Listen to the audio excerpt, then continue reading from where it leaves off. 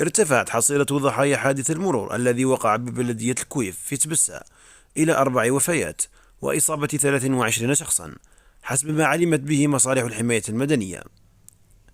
وأوضح نفس المصدر أن الحادث تمثل في اصطدام بين شاحنة وحافلة لنقل مسافرين من نوع كواستر خط الكويف تبسة.